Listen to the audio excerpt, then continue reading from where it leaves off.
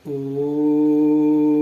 मोघमन्नं विन्दते अप्रचेतः सत्यं ब्रवीमि वध इत्सतस्य नार्यमणं पुष्यति नो सखायं केवलाघो भवति केवलादि।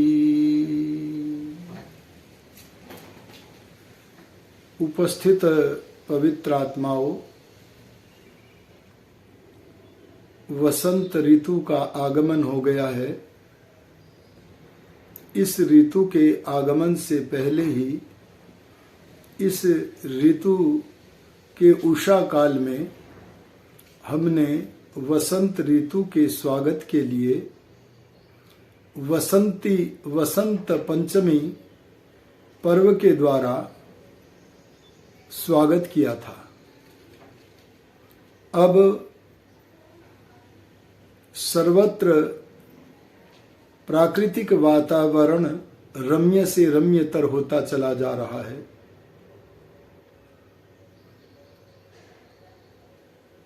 आषाढ़ी फसल भी अब उत्पन्न हो गई है।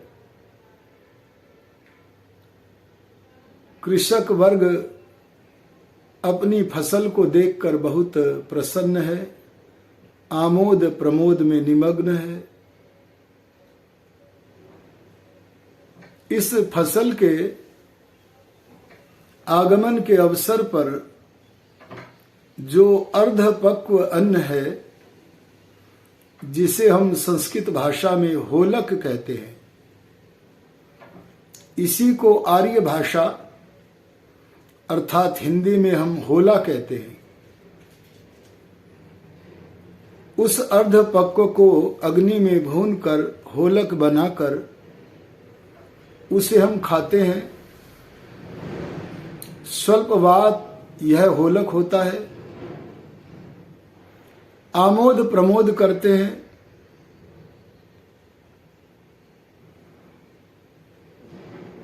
इस नई फसल के सुयज्ञ को हम जहां प्रत्येक परिवारों में अर्थात अपने अपने घरों पर नव सस्य का सुयज्ञ करते हैं, वहां सामूहिक रूप में भी ग्राम ग्राम में, नगर नगर में संयुक्त होकर नए अर्धपक्व जौ आदि अन्नों को अग्नि में आहुत करते हैं, अन्नों का यज्ञ करते हैं। और जो यज्ञ शेष है उसका हम भोग भी करते हैं।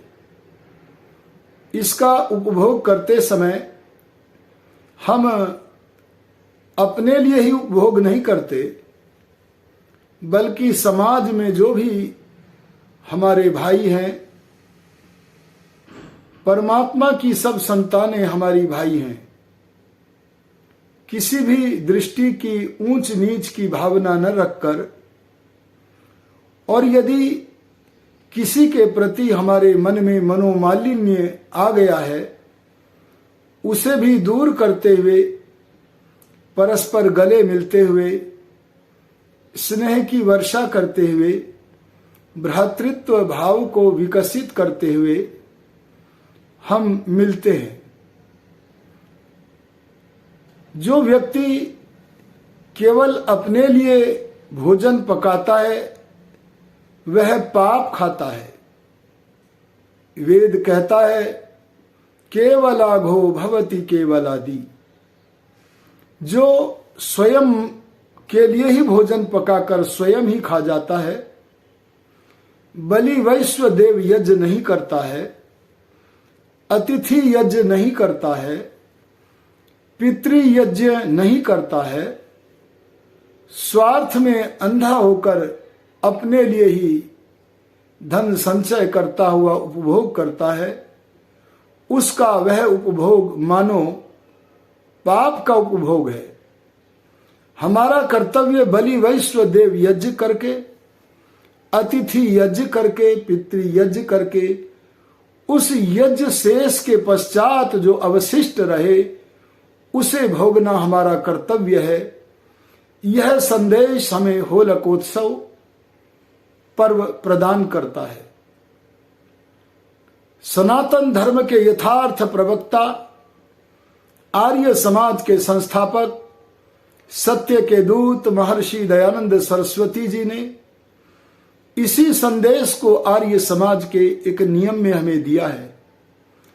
उन्होंने कहा है, प्रत्येक को अपनी ही उन्नति में संतुष्ट न रहना चाहिए, किंतु सबकी उन्नति में अपनी उन्नति समझनी चाहिए।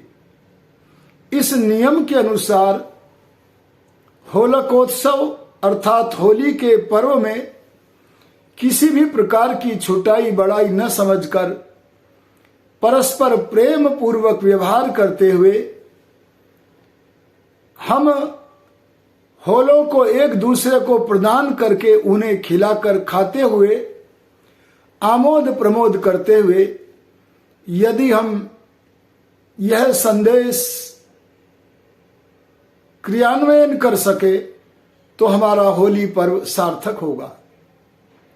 आर्यों के पर्व में, सनातनियों के पर्व में यज्ञ का संदेश मिलता है।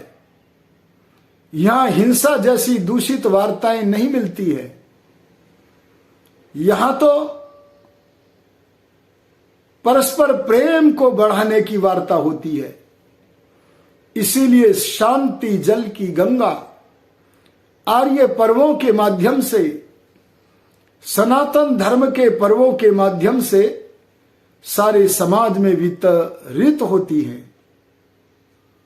महर्षि दयान ने कहा है कि हम अपने व्यवहार के द्वारा, हम अपने पर्वों के द्वारा, संस्कृति के द्वारा सर्वत्र सुख और शांति का संदेश प्रदान करें।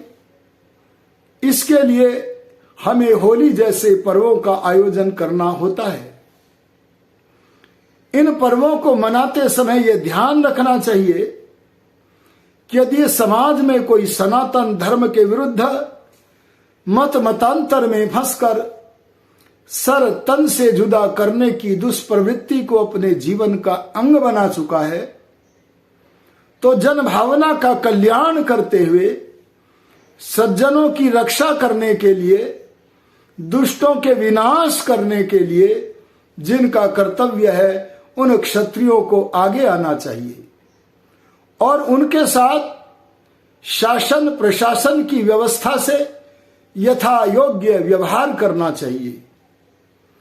और सदैव यह ध्यान रखना चाहिए, सर्वा आशा मम मित्रम भवन्तु, समस्त दिशाएं हमारा मित्र बन जाएं। हम सब स्नेह की डोर में बंधकर एकता के सूत्र में बंधें। संगच्छध्वम संवदध्वम संवो मनांसी जानताम का पाठ हम चरितार्थ करके दिखाएं। हमारी गति एक तब होगी जब हमारी वाणी एक होगी, और हमारी वाणी तब एक होगी जब हम सत्य पर आधारित होकर के अपने विचारों को बनाएंगे। यदि नाना मत मतांतरों की, अवैधिक मत मतांतरों की, सनातन धर्म के विरुद्ध मत मतांतरों की भूल भुलैया में फंसकर अगर हम व्यवहार करेंगे तो ये एकता का पाठ, विश्व में एकता का पाठ हम कभी नहीं पढ़ सकते हैं।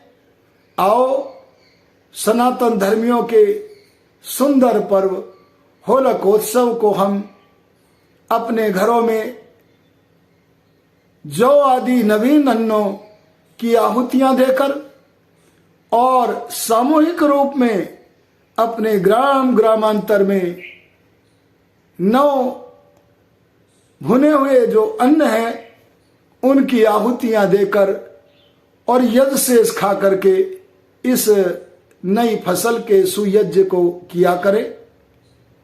मैं इस होलिकोत्सव के पर्व पर आप सभी की सर्वविध उन्नति की कामना करते हुए आप प्रकृति में परमात्मा ने जो सुंदरता दी है, प्राकृतिक जगत में जो सुंदरता दी है, उसका अवलोकन करते हुए सृष्टिकर्ता परमात्मा को नमन करें, परमात्मा की नित्य उपासना किया करें, अपने अभ्युदय को बढ़ाएं और मोक्ष की ओर प्रवृत्त होवें।